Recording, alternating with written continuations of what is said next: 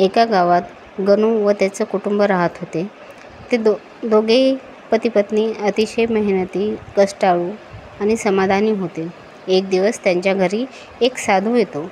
तो फार थकलेला असतो. तेव्हा गणू व त्याची पत्नी अगदी मनातून त्या साधूची सेवा करतात. त्यांच्या सेवेमुळे साधू अतिशय प्रसन्न होतो आणि जाताना तुला जे हवे असेल ते माग असं म्हणतो. तेव्हा गणू त्या साधूला एक वर मागतो. मी ज्या वस्तूला हात लावेल ती सोन्याची व्हावी. साधू तथास्तु म्हणतो आणि निघून जातो. आता त्या गणूला एक जादू मिळते. तो ज्या वस्तूला हात लावेल ती सोन्याची होते. तो झाडाला हात लावतो ती सोन्याची होतो, दगडाला हात लावतो तेही सोन्याचे होते.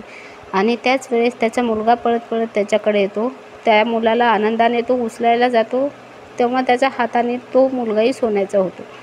गणू खूप दुःखी होतो. त्याच्या डोळ्यात अश्रू येतात. त्याला समजतं की संपत्ती मिळाली खरी, पण आयुष्यातील खरं सुख, प्रेम हरवून बसलो आहोत.